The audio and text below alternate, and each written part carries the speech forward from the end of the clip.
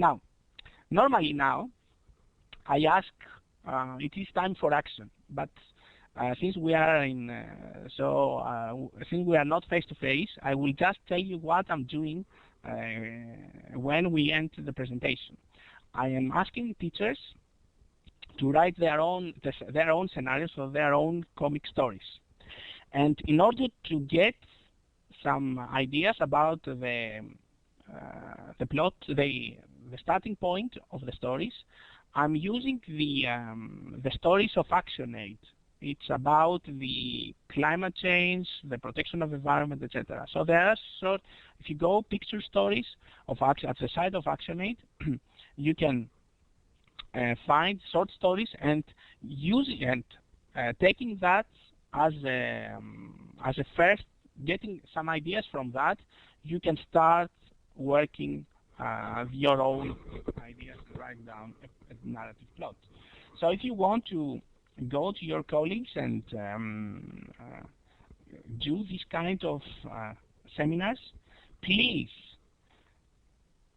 try to make them understand that writing a narrative plot for a comic stories is not easy.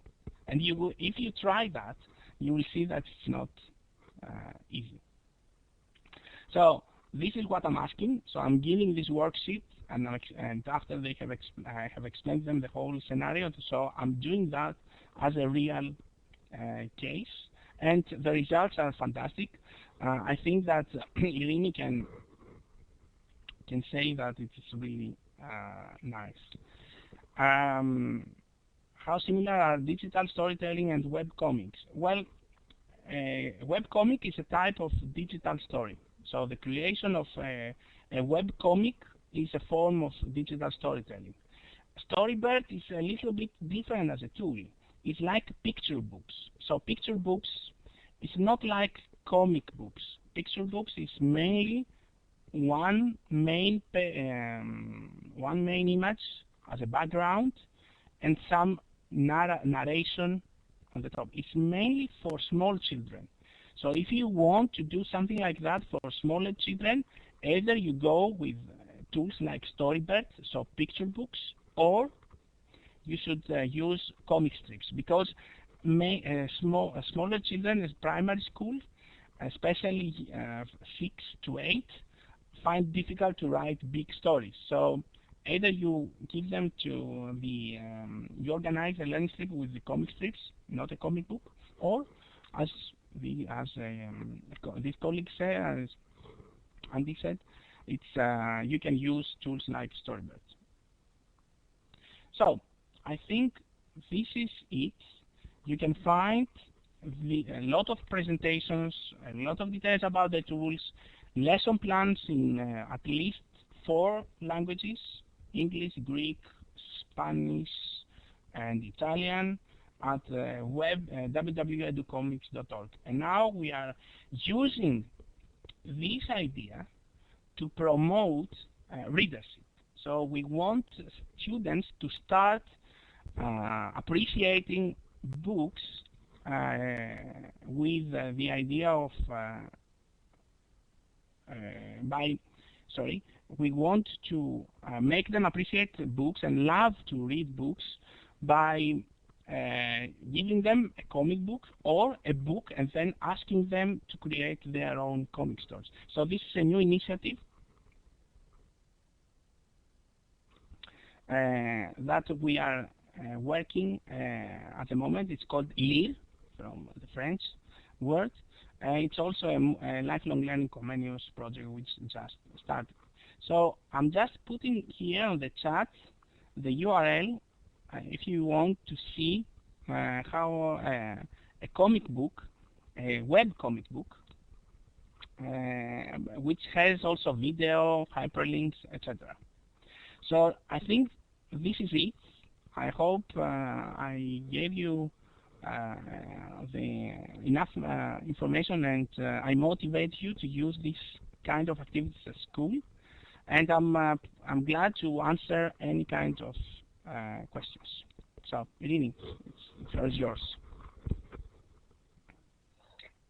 Thank you very much, Simo. It's always very interesting all these things with comics. I just saw that someone asked if they can have the addresses in the presentation. I put all the recording and the presentation in the Creative Classroom group, but I suppose as there are people who joined here because they found the link in their desktop, I will ask Donatella, who's responsible for that, if you want. So you can find the link there in the desktop as well, if you want that, if that's okay for you. So if you want to ask something to Simos, you can do it. I don't know if you have any questions.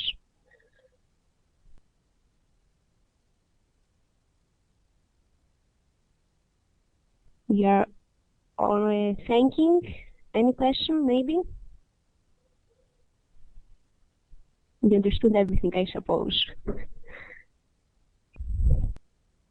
So I thank you too all for being here tonight.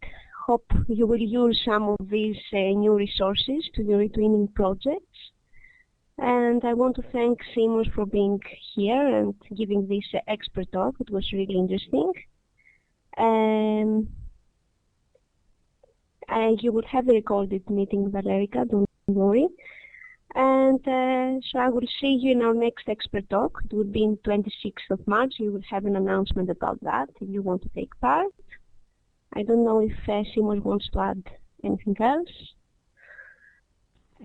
First of all, I would like to thank you for being here and also for the opportunity that you gave me to present all that. And thank you very much for all this, for the nice words about this presentation.